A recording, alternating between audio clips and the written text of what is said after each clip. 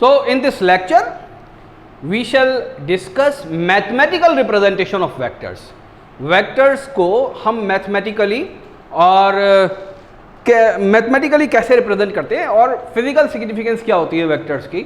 इसमें हम दो खास प्रोडक्ट का भी जिक्र करेंगे, डॉट प्रोडक्ट और क्रॉस प्रोडक्ट कैसे निकालते हैं उसकी एग्जांपल भी देख लेंगे।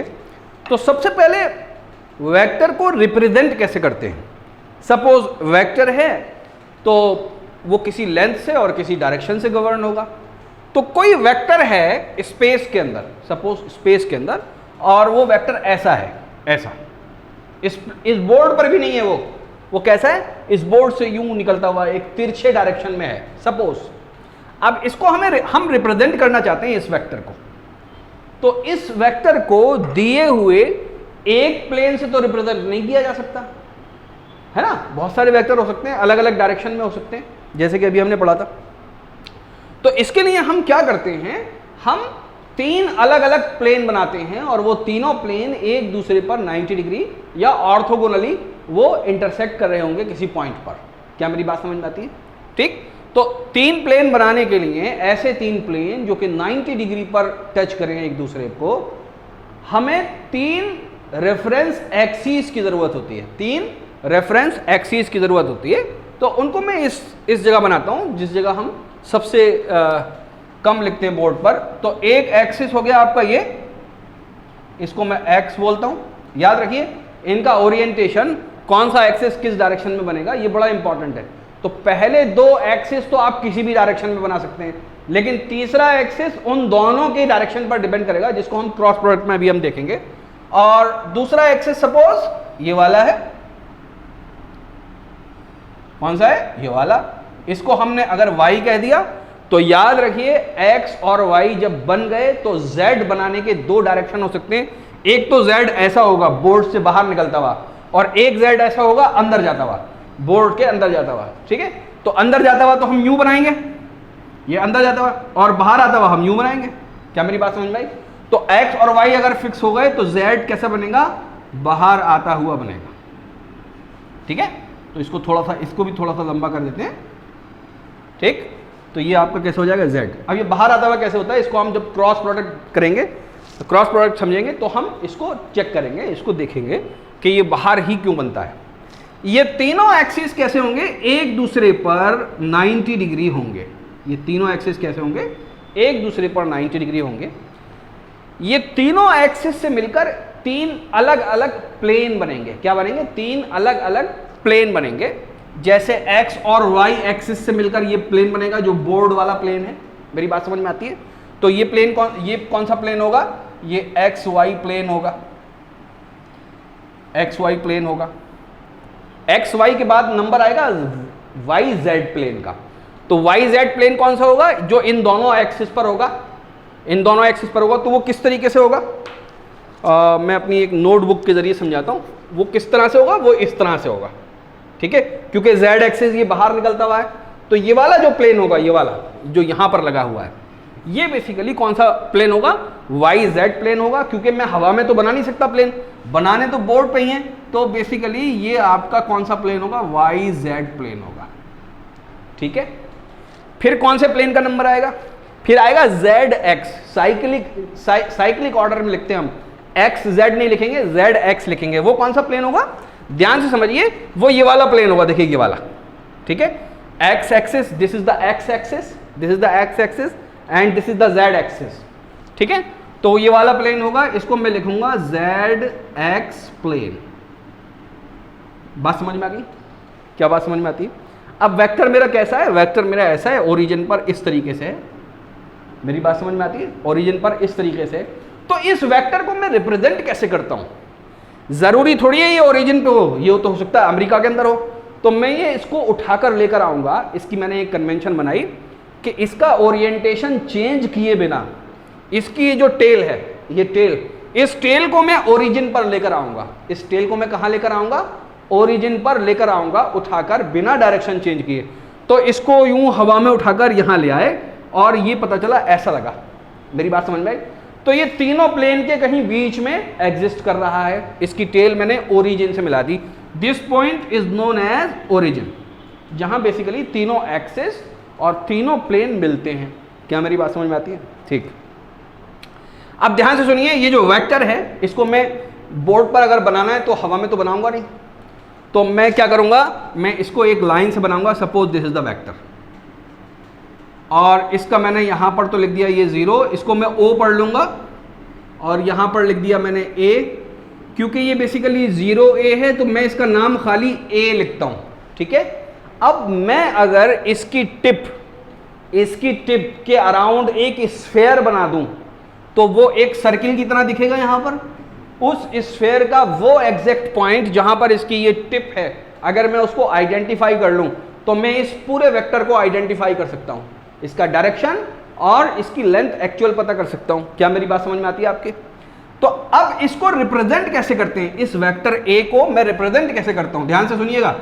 इस वेक्टर A को मैं रिप्रेजेंट किस तरीके से करता हूं वो समझ लीजिए। ठीक है, इस वेक्टर A को रिप्रेजेंट करने के लिए ये x डायरेक्शन में कितना है, इसके लिए मैं i कैप यानी यूनिट वेक्टर i कैप का इस्तेमाल करूंगा, जिसके लिए मैं x को थोड़ा सा मिटाकर रेड कलर के पेन से बना दूंगा। This is the i cap direction. क्या मेरी बात समझ में आती है? ठीक, उसके बाद जो y डायरेक्शन है उसमें मैं मिटाकर रेड से बना दूंगा, and this is j cap direction. तो ये i में कितना गया हुआ है प्लस ये j में कितना गया, j में इसका कितनी लेंथ है प्लस ये k में, व्हाट इज k? k वो डायरेक्शन है जो बेसिकली z एक्सिस को रिप्रेजेंट करता है या z एक्सिस की तरफ यूनिट वेक्टर है। तो 3 यूनिट वेक्टर हैं, i कैप, j कैप और k कैप। इनको आप पिछले वाले लेक्चर्स में समझ चुके हैं कि क्या होता है। अगर आप यूनिट वेक्टर का कंसेप्ट समझना चाहते हैं तो पीछे वाला लेक्चर एक बार जरूर देख लीजिए, उसमें मैंने ये वेक्टर्स क्या होते हैं, यूनिट वेक्टर, ये बता रखा है आपको। अब ये i डायरेक्शन में कितना गया हुआ है इसको पता करने के लिए, i direction basically x axis में है, तो किस प्लेन पे जाएंगे हम, yz प्लेन पर जाएंगे। किस प्लेन पर जाएंगे? yz प्लेन पर। बात समझ में आई? yz प्लेन पर, यानी यहां से मैं परपेंडिकुलर कहां गिराऊंगा, यहां से मैं एक नॉर्मल गिराऊंगा किस डायरेक्शन में, किसके ऊपर, yz प्लेन पर। क्या मेरी बात समझ में आती है? This is x coordinate of the vector A। तो यहां पर मैं लिखूंगा x i कैप। क्या मेरी बात समझ में आती है? ये पॉजिटिव भी हो सकता है, ये नेगेटिव भी हो सकता है। ठीक, फिलहाल हम पॉजिटिव लिख रहे हैं। अगर मुझे j डायरेक्शन में ये कितना गया हुआ है, j है z के लिए, तो हम कौन से प्लेन पर जाएंगे, xy प्लेन पर जाएंगे। कौन से प्लेन पर जाएंगे? xy प्लेन पर।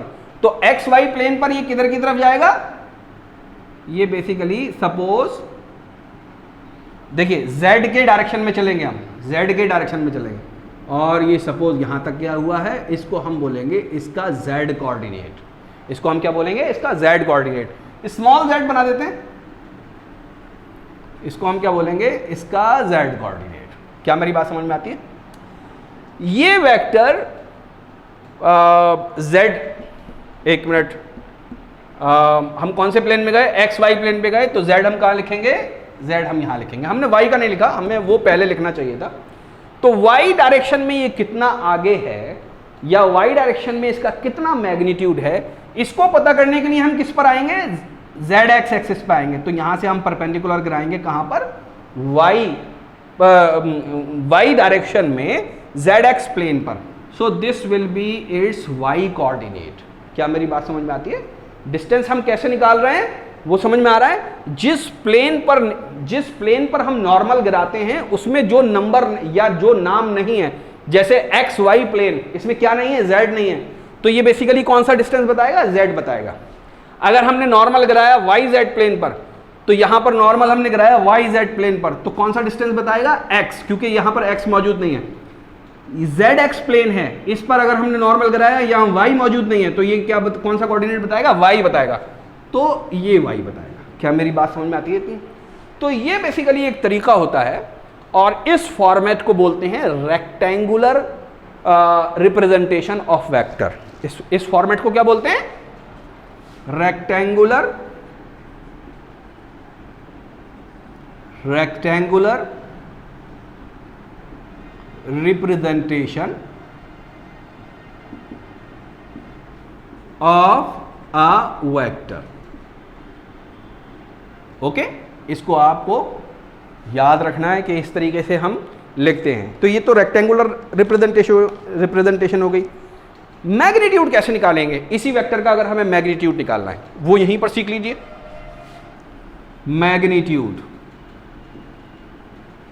मैग्नीट्यूड निकालना है हम, मैग्नीट्यूड ऑफ वेक्टर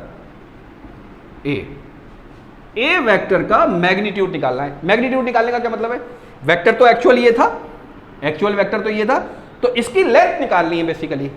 इसका मैग्नीट्यूड निकालना है मतलब इसकी लेंथ निकालनी है, डायरेक्शन से हमें कोई मतलब नहीं।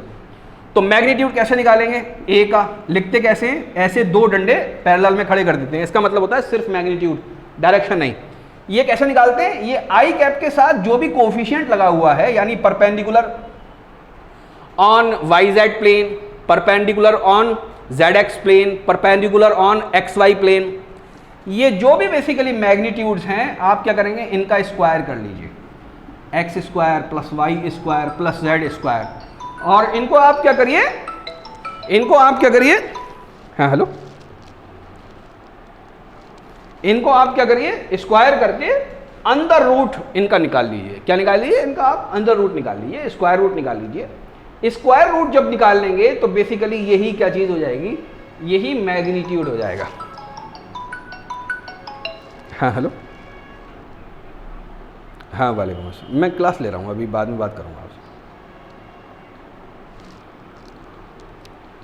ठीक है? यही बेसिकली क्या चीज़ हो जाएगी? इसका मैग्नीट्यूड हो जाएगा, ठीक है? मैग्नीट्यूड का मतलब सिर्फ लेंथ होगी, फोर्स है तो सिर्फ न्यूटन बताएगा, ये डिस्प्लेसमेंट है तो सिर्फ मीटर बताएगा, लाइकवाइज। ओके, क्वांटिटी का मैग्नीट्यूड के साथ आपके यूनिट तो लगेगा, लेकिन डायरेक्शन हमें पता नहीं चल पाएगा, सिर्फ मैग्नीट्यूड पता लगेगा इस तरीके से। क्या मेरी बात समझ में आती है? अब दूसरा कंसेप्ट समझिए। ये भी तो हो सकता है कि ये वेक्टर किसी प्लेन में हो, ऐसे यूं बीच में ना हो, किसी प्लेन में हो। जैसे फॉर एग्जाम्पल अगर ये वेक्टर एक्स वाई प्लेन में होता, एक्स वाई प्लेन में मतलब ये बोर्ड से ऐसा चिपका हुआ होता, बोर्ड से कैसा होता? ये चिपका हुआ होता, तो ये जो z है ये कितना हो जाता? इसका 0 हो जाता। अगर ये एक्स वाई प्लेन में होता तो हम ए वेक्टर को कैसे लिखते? सिर्फ इसका x लिखते, एक्स आई कैप लिखते, प्लस वाई जे कैप लिखते। क्या लिखते? वाई जे कैप लिखते, प्लस ये z कितना हो जाता? इसका z हो जाता 0 k कैप, तो इसको लिखा ही नहीं जाएगा। तो जो वेक्टर किसी प्लेन के अंदर होते हैं, उनके अंदर सिर्फ दो यूनिट वेक्टर आएंगे, आई कैप और जे कैप। आई और जे आ रहा है, k का कोफिशिएंट यहां पर 0 है, तो इसका मतलब एक्स वाई प्लेन में है। अगर ये वाई जेड प्लेन में होते तो इसका x 0 हो जाता, तो इसको हम कैसे लिखते? वाई जे कैप। अगर कौन से प्लेन में होता? ये वाई जेड प्लेन में होता, तो हम इसको कैसे लिखते? वाई जे प्लस जेड के कैप। क्या मेरी बात समझ में आती है? अगर ये सिर्फ जेड एक्स प्लेन में होता, जेड एक्स प्लेन का क्या मतलब है? जेड एक्स प्लेन कौन सा वाला है भाई?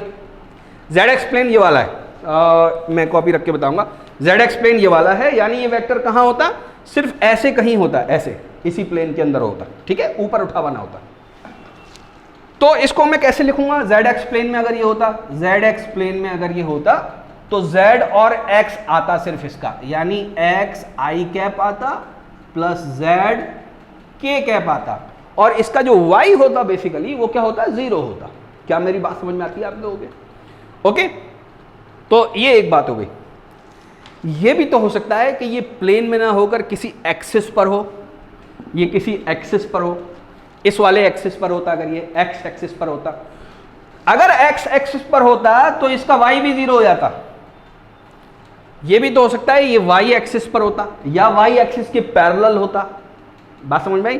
तो हम इसको उठा के ओरिजिन पर ले आते, तो क्या होता? इसका ये k भी खत्म हो जाता, तो ये खाली y एक्सिस के लिए बचता। ये भी तो हो सकता है ये सिर्फ z एक्सिस पर होता, ये z एक्सिस पे ही कहीं होता, तो हम क्या करते हैं, ये z वाला सिर्फ रखते हैं और इसका ये x भी क्या हो जाता है, 0 हो जाता। क्या मेरी बात समझ में आ रही है? तो वेक्टर बेसिकली जहां पर भी होगा उसको मैंने आपको क्लियर किया है कि हम कैसे मैथमेटिकली लिखते हैं। अगर अपोजिट डायरेक्शन में होता, सपोज ये z वाले की बात करते हैं, अगर ये यूं, सॉरी y वाले के लिए बात करते हैं, अगर ये यूं ना होकर नीचे की तरफ होता यूं, तो यहां पर आपके माइनस लग जाता। क्या मेरी बात समझ में आ रही है? सिर्फ माइनस प्लस के की वजह से वो वेक्टर का डायरेक्शन बदल जाता। क्या इतनी बात समझ में आ गई? So this is about mathematical representation और the rectangular representation of a vector. अब हम बहुत खास बात देखेंगे कि डॉट प्रोडक्ट क्या होता है और क्रॉस प्रोडक्ट क्या होता है, और उसकी एग्जांपल्स भी कुछ कर लेंगे। ये ज़रा ज़्यादा इंपॉर्टेंट है, इसको प्लीज़ मिस मत करिएगा, ठीक है? तो मैं थोड़ा सा बोर्ड साफ कर देता हूं।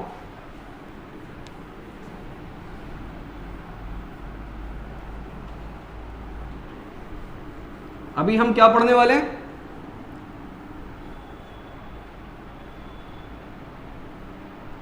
अभी हम डॉट प्रोडक्ट और क्रॉस प्रोडक्ट पढ़ने वाले हैं। ओके? डॉट प्रोडक्ट क्या होता है और क्रॉस प्रोडक्ट क्या होता है? तो मैं पहले हेडिंग लिख दूं। सबसे पहले हम लिखेंगे डॉट प्रोडक्ट। डॉट प्रोडक्ट निकालेंगे तो कम से कम 2 वेक्टर होने चाहिए। तो डॉट प्रोडक्ट ऑफ वेक्टर्स, तो हम 2 वेक्टर ले लेंगे, डॉट प्रोडक्ट ऑफ वेक्टर। इसका दूसरा नाम है स्केलर प्रोडक्ट। इसी को हम क्या बोलते हैं? Scalar product. सपोज 2 वेक्टर हैं, एक वेक्टर A है और एक वेक्टर B है, तो दोनों के ऊपर हम ऐसे एरो लगा देंगे। क्या मेरी बात समझ में आती है? ठीक है? डॉट प्रोडक्ट होता क्या है? डॉट प्रोडक्ट को रिप्रेजेंट कैसे करते हैं? इसको रिप्रेजेंट करते हैं A डॉट B। ठीक है?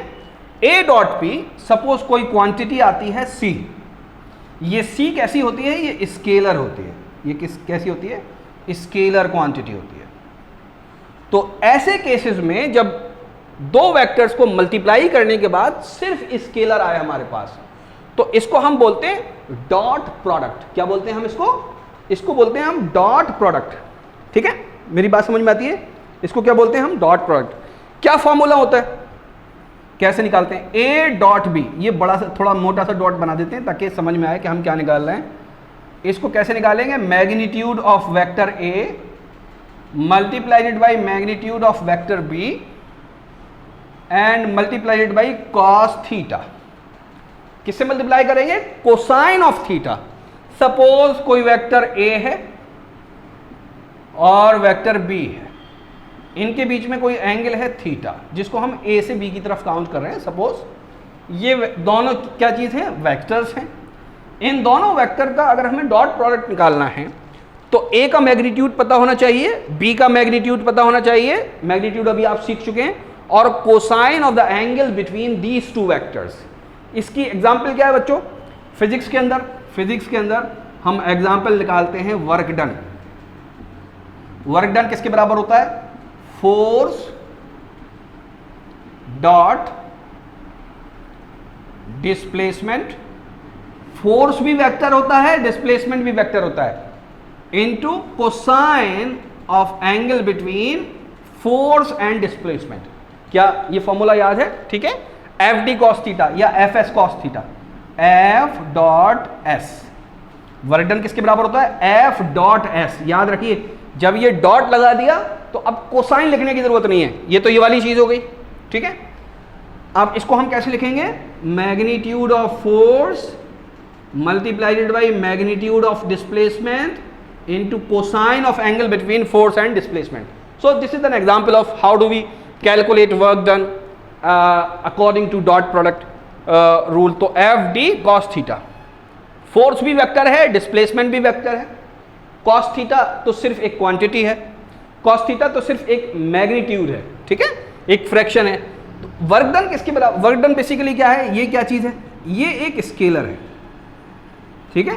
तो फोर्स और डिस्प्लेसमेंट का जब भी डॉट प्रोडक्ट निकाला जाता है, यानी कोसाइन से मल्टीप्लाई किया जाता है उनके मैग्नीट्यूड को, तो ये एक स्केलर आता है जो कि बेसिकली वर्क डन होता है। ठीक है, इतनी बात समझ में आती है क्या? नाउ कभी कभी ऐसी प्रॉब्लम आती है कि हमें एंगल निकालना होता है इनके बीच में। क्या निकालना होता है? एंगल निकालना होता है। तो एंगल कैसे निकालते हैं? Angle between A vector and B vector, इनके बीच में अगर एंगल निकालना हो तो कैसे निकालेंगे? इसी फॉर्मूले से निकाल लेंगे।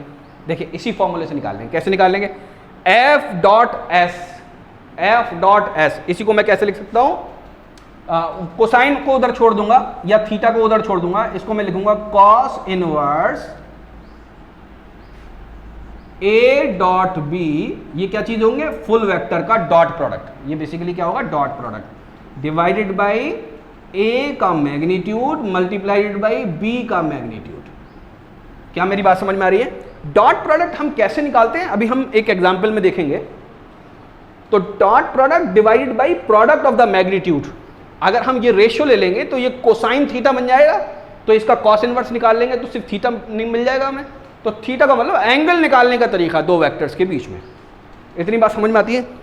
तो एंगल निकालने का तरीका हो गया। Now with this opening remark late us talk about cross product. Cross product क्या होता है? तो उसके लिए मैं पहले बोर्ड को बिल्कुल साफ कर दूं, इसको आप नोट कर लेंगे, स्क्रीनशॉट ले लेंगे और नोट्स बना लेंगे। ठीक है, तो अब हम क्रॉस प्रोडक्ट देख लेते हैं, फिर उसकी एक एग्जाम्पल देखेंगे। ठीक है, ठीक है, ये मैं पूरा साफ करता हूं।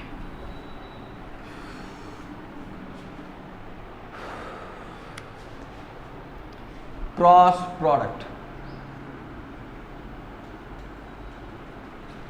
Cross product. क्रॉस प्रोडक्ट क्या होता है? दो वेक्टर का। तो क्रॉस प्रोडक्ट है तो कम से कम दो वेक्टर तो होने चाहिए। Cross product of vectors. ठीक है, क्रॉस प्रोडक्ट ऑफ वेक्टर, इसी का दूसरा नाम क्या है? इसी का दूसरा नाम है वेक्टर प्रोडक्ट। इसी का दूसरा नाम क्या है? Vector product. सपोज दो वेक्टर हैं ए और बी। कैसे हैं वो? ध्यान से समझिए। सपोज दिस इज ए और दिस इज बी। ठीक है, और उनका प्लेन ये बोर्ड वाला प्लेन नहीं है। उनका प्लेन कौन सा प्लेन है? सपोज ये वाला कॉपी वाला प्लेन। ठीक है, इसी प्लेन पर ये ए है, इस डायरेक्शन में क्या है? ए है, और इस डायरेक्शन में क्या है? बी। समझ पा रहे हैं आप लोग? इस डायरेक्शन में ए है और इस डायरेक्शन में बी है, सपोज, है ना। तो ये कॉपी वाले प्लेन में हमने क्या किया है? दो वेक्टर को बनाया है। इनके बीच में भी जो एंगल है, suppose it is theta. Theta is the angle between A and B. तो ए और बी जो दो वेक्टर हैं उनके बीच में एंगल कितना है? उनके बीच में ये एंगल थीटा है। वेक्टर समझ में आ गया? अब ध्यान से समझिए, ए क्रॉस बी करना है फुल वेक्टर्स का। किसके बराबर होगा? फॉर्मूला क्या है? ए का मैग्नीट्यूड मल्टीप्लाइड बाई बी का magnitude multiplied by sine of theta. ठीक है, साइन ऑफ थीटा। तो साइन थीटा से जब भी हम मल्टीप्लाई करेंगे दोनों इसके मैग्नीट्यूड को, तो ये ए क्रॉस बी का मैग्नीट्यूड हमको दे देगा। ये बेसिकली क्या दे देगा? ए क्रॉस बी का मैग्नीट्यूड दे देगा हमको, यानी क्रॉस प्रोडक्ट का मैग्नीट्यूड दे देगा। याद रखिए, जब भी क्रॉस प्रोडक्ट निकाला जाता है दो वेक्टर का, तो जो क्वांटिटी आती है, सपोज इट इज सी, ये जो सी क्वांटिटी है ये वेक्टर क्वांटिटी होती है। कौन सी क्वांटिटी होती है? वेक्टर क्वांटिटी होती है। इस वेक्टर क्वांटिटी का जो मैग्नीट्यूड है वो तो इससे निकाल लेते हैं हम। Now what is the direction of that C vector? C vector basically होगा कहां पर, ये समझ लीजिए। इसका रूल है, कौन सा रूल है?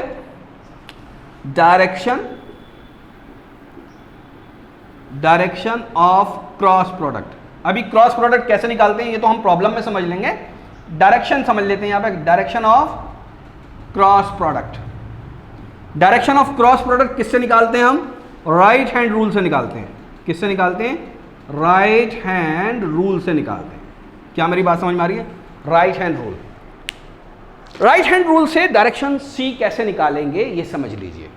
ठीक है, अभी मैंने आपको ये बताया था कि ये बेसिकली इस प्लेन पर है, सी इस डायरेक्शन में। ठीक है, सॉरी ए इस डायरेक्शन में है और बी इस डायरेक्शन में है। क्या मेरी बात समझ में आती है? तो सबसे पहले हमको निकालना क्या है, ए क्रॉस बी। इसमें पहले कौन आ रहा है? इसमें पहले ए आ रहा है। हमको क्या निकालना है? हमको निकालना है ए क्रॉस बी। तो पहले कौन आ रहा है? ये आ रहा है पहले नंबर पर। तो हम अपने राइट हैंड को ए की तरफ कर देंगे, राइट हैंड को ए की तरफ। दो तरीके से किया जा सकता है, ये बात समझ लीजिए। यूं भी किया जा सकता है और यूं भी किया जा सकता है। कैसे करना है वो समझ लीजिए। सपोज ये ए का डायरेक्शन है, ये वाला ए का डायरेक्शन।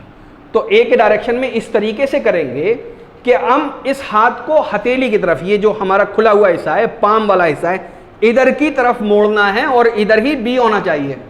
यानी थीटा बेसिकली इस खुले हुई तरफ होना चाहिए। तो यूं सिर्फ मोड़ेंगे और बी आएगा। तो इसको यूं रखेंगे क्योंकि इधर ही की तरफ बी है, समझ लीजिए। इसको यूं नहीं रखेंगे कि पूरा हम यूं उल्टा घुमाएं, तो इधर की तरफ थीटा नहीं है, थीटा है इधर की तरफ। क्या मेरी बात समझ में आती है? यानी हमारे जो पाम का हिस्सा है इधर की तरफ थीटा नजर आना चाहिए और इसको हम फिर यूं घुमाएंगे बी की तरफ। ए क्रॉस बी, तो ए से किधर चलेंगे? बी की तरफ। तो सी का डायरेक्शन कौन सा होगा? सी का डायरेक्शन ये अंगूठे वाला डायरेक्शन होगा, ठीक है। ये थंब हमें कौन सा डायरेक्शन देगा? सी का डायरेक्शन देगा। क्योंकि ये प्लेन यू वाला है तो सी किधर की तरफ आएगा? यूं घुमाएंगे यूं, तो सी आएगा ऊपर की तरफ, ठीक है। तो सी का जो डायरेक्शन होगा वो कैसा होगा? वो ऐसा होगा। क्या मेरी बात समझ में आती है? ठीक है। तो ए क्रॉस बी का जो डायरेक्शन होगा वो उस प्लेन पर नॉर्मल होगा जिस प्लेन पर ए और बी हैं। तो प्लेन कौन सा वाला है? वो ये वाला प्लेन है। तो इसके ऊपर कैसा आएगा? इसके ऊपर ऐसा डायरेक्शन आएगा। क्या मेरी बात समझ में आती है? ठीक है, ऊपर की तरफ जाता हुआ आएगा, ठीक है। तो हम लिखेंगे the direction of cross product is given by right hand rule. कैसे निकालते हैं ये समझा दिया मैंने आपको। तो डायरेक्शन कैसा होगा? इट will be perpendicular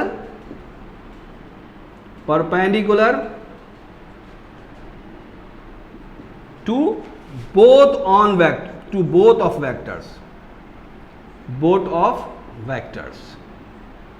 दूसरी बात, it will be normal on the plane। Plane के लिए हम परपेंडिकुलर वर्ड यूज नहीं करते बल्कि नॉर्मल वर्ड यूज करते हैं। प्लेन पे अगर कोई चीज परपेंडिकुलर होती है तो normal on the plane contains A vector and B vector। तो A और B जिस प्लेन पर है उस पर नॉर्मल होगा ये हमारा जो नया वेक्टर क्रॉस प्रोडक्ट होकर जो आया है C, A cross B is equal to C। क्या मेरी बात समझ में आती है? ठीक है, और आगे बढ़ते हैं। एक नई चीज और बताता हूं। अगर हम B क्रॉस A निकालें, क्या निकालें? B क्रॉस A, तो ये कैसे निकालेंगे? इसको कैसे निकालेंगे? ठीक है, अगर हमको क्या निकालना है? B cross A। तो अब हम B के लिए यहां पर यूं हाथ नहीं रखेंगे क्योंकि थीटा तो पीछे की तरफ आ जाएगा फिर। तो B के लिए कैसा रखेंगे? यूं रखेंगे। B के लिए कैसा रखेंगे? यूं रखेंगे। और फिर A की तरफ घुमाएंगे क्योंकि पहले नंबर पर B आ रहा है, दूसरे नंबर पर A। तो B से A तक जाना है हमको, तो B से A। बात समझ में आई? तो ये तो बेसिकली इस प्लेन में है, ध्यान से देखिए। B से A, हाथ हमारा सिर्फ इधर ही घुमाना है, पीछे नहीं घुमाना है, ये बात याद रखिएगा। तो B से जब हम A की तरफ जाएंगे तो ये बेसिकली क्या आएगा? ये आएगा B क्रॉस A। क्या ये C के एग्जैक्टली अपोजिट है या नहीं? हाँ, एग्जैक्टली अपोजिट है, मैग्नीट्यूड में बराबर होगा। तो ये बेसिकली क्या हो जाएगा? Minus C। तो B cross A is equal to minus C। ठीक है, तो इससे मैंने एक फॉर्मूला बनाया। क्या लिख सकता हूं? A cross B is equal to minus B cross A। क्या मेरी बात समझ में आती है? ठीक है, तो it is about cross product. अब हम इसकी एक एग्जाम्पल देख लेते हैं छोटी सी। इसकी एग्जाम्पल के बाद बात वाज़ेह हो जाएगी कि डॉट प्रोडक्ट कैसे निकालना है, क्रॉस प्रोडक्ट कैसे निकालना है, मैग्नीट्यूड कैसे निकालना है, डायरेक्शन क्या होगा, दिस दैट। उसके बाद हम एडिशन देख लेंगे वेक्टर का, जो कि ज़रूरी है, एडिशन को भी देख लेंगे। तो अभी तो मैं खाली एक एग्जांपल ले लेता हूं जिसमें मैं डॉट प्रोडक्ट और क्रॉस प्रोडक्ट निकाल के समझाऊंगा कि क्वांटिटीज़ का डॉट और क्रॉस कैसे निकालते हैं। ठीक है, तो उसके लिए मैं ये साफ कर देता हूँ बोर्ड को।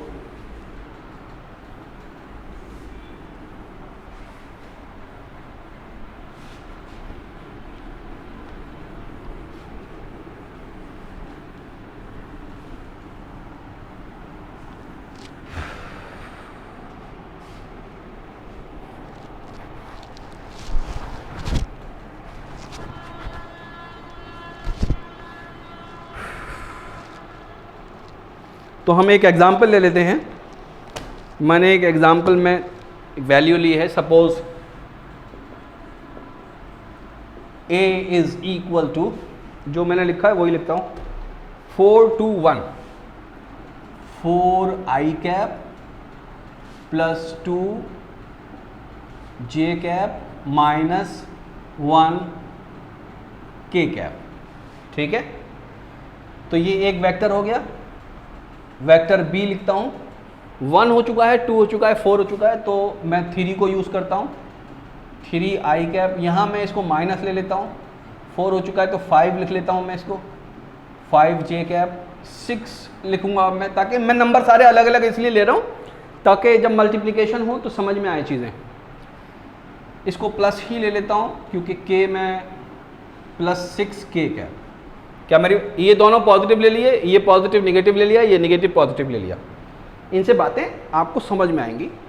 ये दो वेक्टर्स हैं जिनको रेक्टेंगुलर कोऑर्डिनेट सिस्टम के की रिप्रेजेंटेशन में हमने लिखा है। इन दोनों का हम डॉट प्रोडक्ट सीख लेते हैं कि इनका डॉट प्रोडक्ट कैसे निकालेंगे, इनका डॉट प्रोडक्ट कैसे निकालेंगे। तो वो फॉर्मूला कोसाइन वाले फॉर्मूले से नहीं, डायरेक्ट डॉट प्रोडक्ट, क्योंकि हमें यहां पर बेसिकली इन्हीं आई जे और के बीच में छुपा के एंगल दे रखा है। तो विदाउट एंगल वाली रिप्रेजेंटेशन में हम कैसे निकालें डॉट प्रोडक्ट, ये हम सीखने वाले हैं। तो डॉट प्रोडक्ट इनका क्या होगा ये हमें पता करना है, और इनका क्रॉस प्रोडक्ट क्या होगा ये हमें पता करना है। Now let us talk about how do we calculate the dot product. तो डॉट प्रोडक्ट के लिए मैं यहां पर लिखता हूं कि डॉट प्रोडक्ट कैसे कैलकुलेट करें। तो हम लिखेंगे a डॉट b, ये दोनों वेक्टर्स हैं, इनकी वैल्यू लिख लेंगे 4 to 1, 4 i cap plus 2 j cap minus 1 k cap. Minus 1 k cap को खाली k cap minus k cap भी लिख सकते हैं आप। और यहां पर हम डॉट लगाएंगे जो बिल्कुल वाजे हो कि हाँ भाई ये डॉट है। 3 i cap minus 5 j cap plus 6 k cap. क्या मेरी बात समझ में आती है? ये मैंने दोनों वेक्टर लिख दीजिए रेक्टेंगुलर रोटेशन में, बीच में मैंने डॉट लगा दिया। 3 इधर टर्म्स हैं, 3 इधर टर्म्स है। अगर ये इनमें से कोई भी वेक्टर किसी प्लेन में होता या किसी एक्सिस में होता तो लाइकवाइज उसकी ये टर्म्स कुछ कम हो जाती, जैसे कि मैंने अभी बताया था आपको। तो अब हमें मल्टीप्लाई करना है, 3 इधर हैं 3 उधर हैं, तो तीनों को तीनों से मल्टीप्लाई करना है। तो बेसिकली 9 टर्म्स आएंगी, जिसमें से सिर्फ 3 ही जीरो नहीं होंगी, बाकी सब जीरो हो जाएंगी। बात समझ में आई? तो सबसे पहले तो मैं सारी लिखता हूं क्योंकि पहली बार लिख रहे हैं तो समझ में आना चाहिए। तो इस 4 i कैप को मैं मल्टीप्लाई करूं 3 i कैप से। क्या मेरी बात समझ में आती है? 4 i कैप को 3 i कैप से मल्टीप्लाई करूं तो 4 विल में मल्टीप्लाइड बाई 3, तो 4 इंटू 3 i बेसिकली क्या है? यूनिट वेक्टर है। तो इसकी यूनिट को इस i कैप की यूनिट से मल्टीप्लाई करेंगे, तो बेसिकली दोनों 1 1 है, तो मल्टीप्लाइडेड बाई 1, मैं i नहीं लिखूंगा, 1 इंटू 1। ठीक है, i भी मल्टीप्लाई हो गया। क्या चीज निकाल रहे हैं हम? डॉट प्रोडक्ट निकाल रहे हैं। तो i डॉट i, तो हम फिर क्या लिखेंगे? कोसाइन। i और i के बीच में कितना एंगल होगा? i का डायरेक्शन क्या है? बेसिकली ये डायरेक्शन है i का, दूसरे i का भी डायरेक्शन ये है। इन दोनों के बीच में एंगल कितना है? इन दोनों के बीच में एंगल 0 है, तो मैं क्या लिखूंगा? cos 0। क्या मेरी बात समझ में आ रही है? तो आप देखेंगे कि जब भी हम मल्टीप्लाई करेंगे चीजों को तो i डॉट i भी 1 होगा, i डॉट j भी 1 होगा। बस ये कोसाइन या तो 0 होगा या 90। अभी समझ में आ जाएगा कैसे। दूसरी टर्म जब मैं लिखूंगा तो फौरन समझ में आ जाएगा। अब ध्यान से सुनिएगा, इसी 4i कैप को मैं मल्टीप्लाई करूंगा अब इससे 5j कैप से, ठीक है। तो क्योंकि ये माइनस है ये प्लस है तो यहां पर माइनस आने वाला है, ये माइनस इनके पॉजिटिव और नेगेटिव नेचर की वजह से है। 4 विल बी मल्टीप्लाइड बाई 5, तो 4 पंजे 20, ठीक है। i का भी मैग्नीट्यूड 1, j का भी मैग्नीट्यूड 1, तो मल्टीप्लाइड बाई 1 इंटू 1। फिर क्योंकि डॉट प्रोडक्ट निकालना है, कौन सा प्रोडक्ट निकालना है, हम डॉट प्रोडक्ट निकालना है, तो बीच में ये डॉट लगा हुआ है तो i डॉट j, ठीक है। ध्यान से समझिएगा, i का डायरेक्शन ये, वो नजर नहीं आ रहा था शायद आपको, ठीक है। i का डायरेक्शन ये, this is the direction of i and this is the direction of j।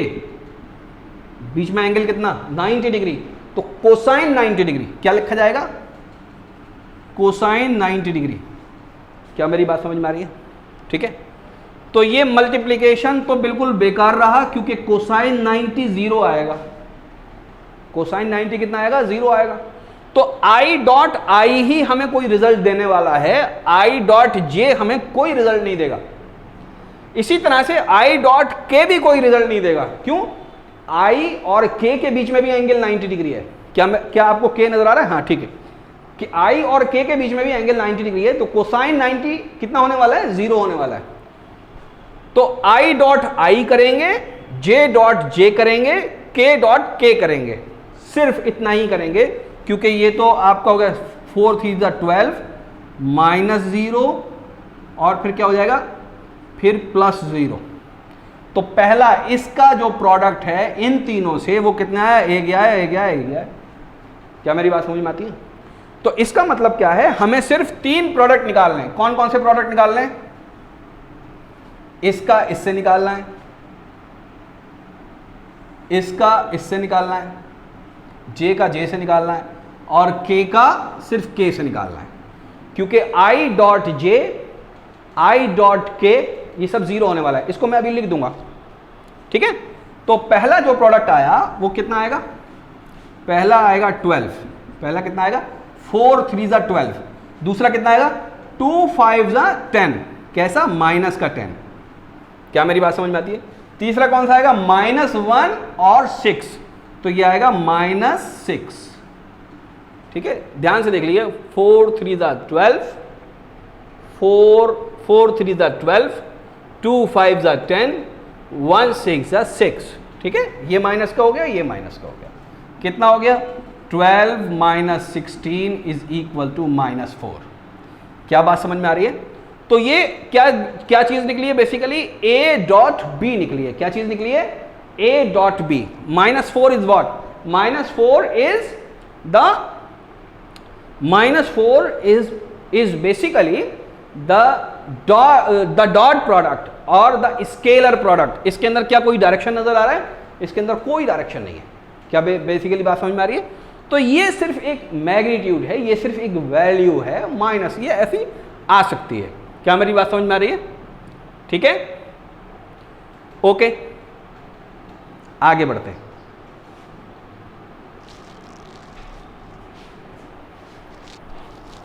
अब जो फॉर्मूला है उसको लिख लेते हैं। ध्यान से देखिए, i dot I is equal to j dot J. ये क्या है, बेसिकली ये आपके unit vector is equal to k dot K. ये किसके बराबर होंगे, 1 के बराबर होंगे। ये फॉर्मूला नोट कर लीजिएगा, i dot J will be equal to j dot K. ये भी बेसिकली क्या चीज़ है, यूनिट वेक्टर है। Will be equal to k dot i is equal to 0। ये चीज़ आप नोट कर लेंगे, ठीक है। ये dot product, it is all about dot product. और ये एक एग्जांपल देख लिया हमने। अब इसका हम क्रॉस प्रोडक्ट देख लेते हैं कि क्रॉस प्रोडक्ट कैसे निकालते हैं, ठीक है। इसको आप नोट कर लीजिए, मैं मिटा रहा हूँ। ओह, मैं बीच में खाली डॉट मिटा देता। एनीवे,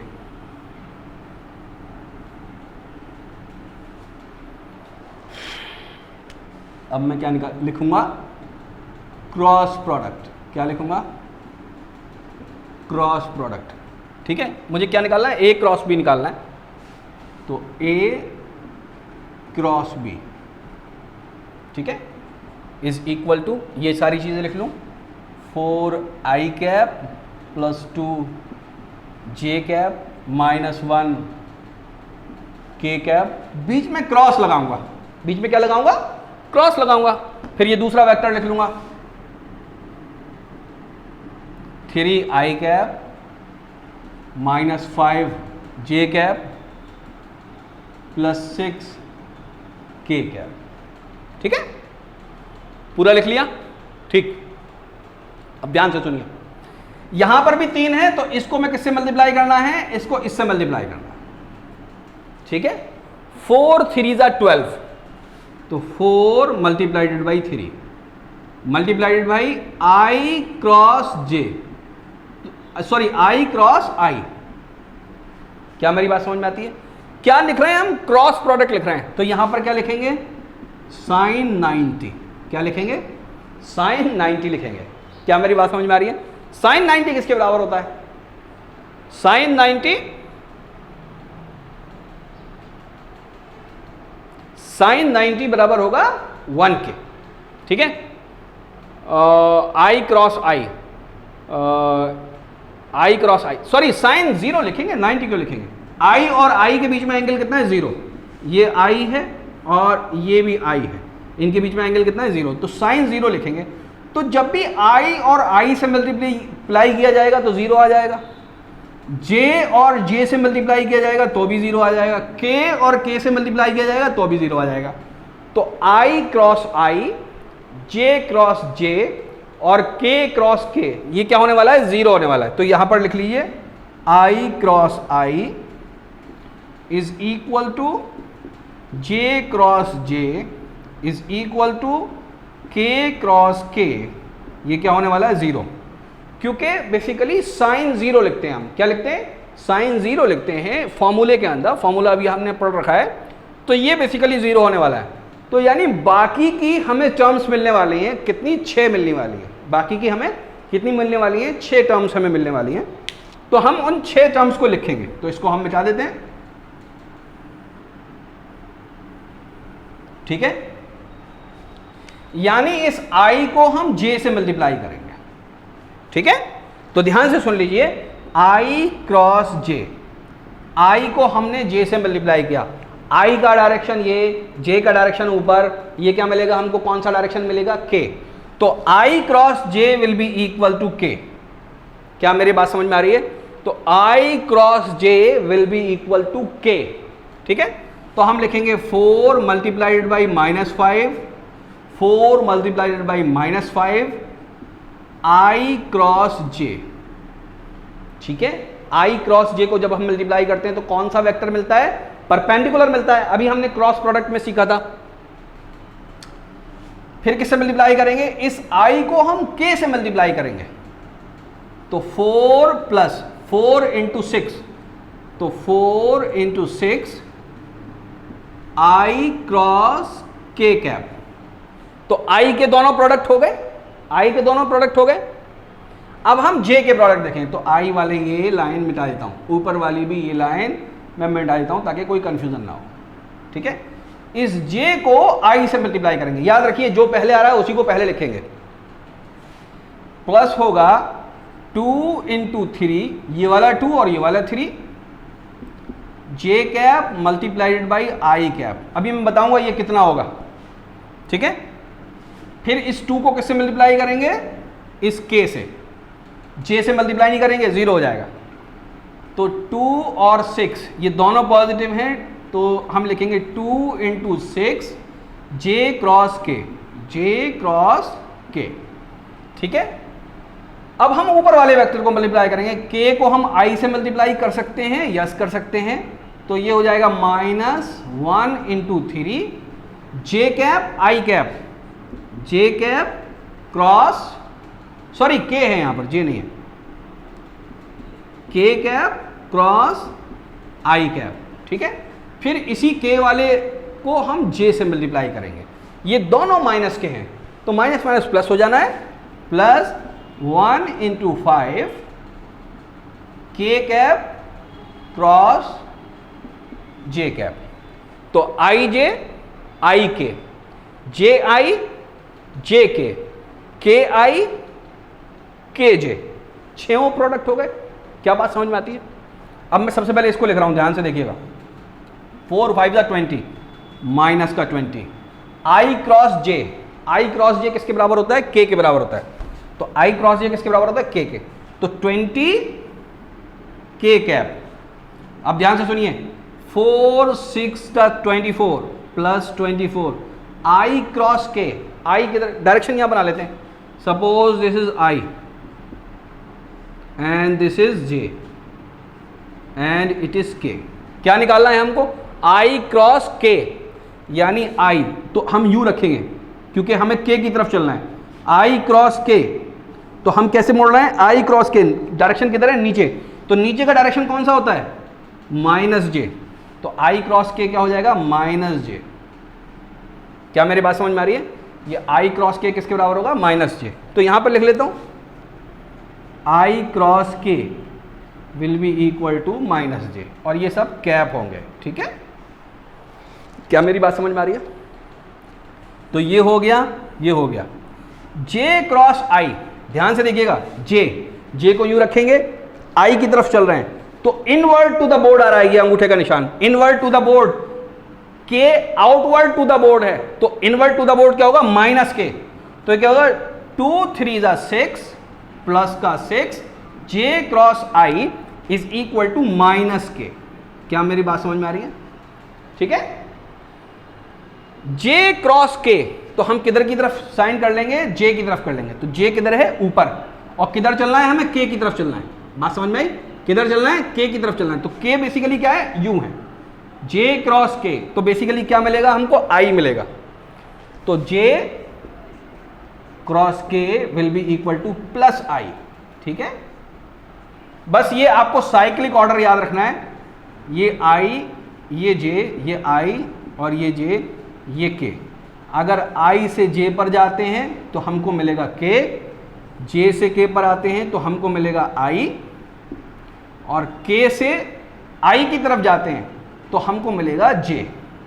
अगर जे से आई की तरफ अगर यूं जाएंगे उल्टा तो मिलेगा माइनस के, अगर यूं जाएंगे उल्टा तो मिलेगा माइनस आई, और यूं जाएंगे उल्टा आई से के की तरफ जाएंगे तो माइनस मिलेगा माइनस जे। क्या मेरी बात समझ में आ रही है? ठीक है, तो अब मैं जल्दी जल्दी लिखूंगा, अगर हो सकता है कहीं मिस्टेक भी कर दूं, लेकिन मैंने फंडामेंटल समझा दिया। वीडियो को आप रिपीट करके बार बार देख लीजिएगा। अब मुझे क्या करना है? के जे करना है, के से उल्टा जाना है, के से जे की तरफ, तो आई नहीं मिलेगा, माइनस आई मिलेगा। ठीक है, तो 2 छक्के 12 और क्या मिलेगा? माइनस आई। ठीक है, मेरी बात समझ में आती है? के और आई, के से कहां जाना है? के से आई की तरफ जाना है, तो पॉजिटिव डायरेक्शन है, मुझको क्या मिलेगा? जे। तो ये मिलेगा -3 जे कैप। 1 × 5, 5 ही होने वाला है। के से जे की तरफ जा रहे हैं, के से जे की तरफ उल्टे डायरेक्शन की तरफ जा रहे हैं, तो मुझको क्या मिलने वाला है? माइनस आई मिलने वाला है। तो ये तो पॉजिटिव ही था, यहां पर माइनस आई मैंने लिख दिया। ठीक है, देखिए, एक यहां पर के आ गया, एक माइनस के आ गया, एक माइनस जे आ गया, एक प्लस जे आ गया, एक माइनस आई आ गया, दूसरा एक प्लस आई होने वाला था, प्लस आई आना चाहिए था, कहाँ नहीं आया? के इंटू जे, ये तो माइनस होगा, जे इंटू के कहाँ पर आ रहा है? जे इंटू के, ये जे इंटू के, जे इंटू के, ये प्लस आई होना चाहिए, ये वाला आई जो होगा वो प्लस होगा। ठीक है, बात समझ में आती है? अब आई आई वाली टर्म्स जोड़ दीजिए, जे जे वाली टर्म्स जोड़ दीजिए, के वाली टर्म्स जोड़ दीजिए, आंसर आ जाएगा। तो मैं इसका आंसर लिख देता हूं बराबर में, और फिर इस लेक्चर को खत्म कर देंगे यहीं। ठीक है, आंसर लिख रहा हूं, A क्रॉस B क्या होगा? सबसे पहले आई वाली टर्म्स को जोड़ देते हैं। आई वाली टर्म्स कौन सी हैं? एक तो ये है -5i और एक 12i, तो क्या हो जाएगा? प्लस का 7i कैप। क्या मेरी बात समझ में आ रही है? प्लस का 7i कैप। तो आई वाली टर्म खत्म हो गई, जे वाली, ये -24 है और ये -3 है, तो ये बेसिकली क्या हो जाएगा? -27j cap. ठीक है, नजर आ रहा है वीडियो में? अब के, ये -6, ये -20, तो ये हो जाएगा -26 26 k कैप। आई होप कि आप समझ गए होंगे कि A क्रॉस B अगर हमें निकालना है तो कैसे निकालेंगे। उस वक्त भी 3 डायरेक्शन आएंगे। अगर जोड़ने घटाने में कोई चीज़ कट जाती है तो कट गई, अगर कट गई तो वो नहीं आएगी, उस पर्टिकुलर कंपोनेंट को 0 लिख देंगे। आई होप कि आप क्रॉस प्रोडक्ट और डॉट प्रोडक्ट समझ गए होंगे।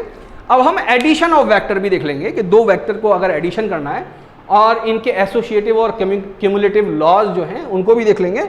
और मेरे ख्याल से फिर इतना डिस्कशन वेक्टर के ऊपर काफ़ी होगा आपके आने वाले फिजिक्स के लेक्चर्स के लिए। ओके, इसको नोट कर लीजिए, नोट्स बना लीजिए। Thank you very much.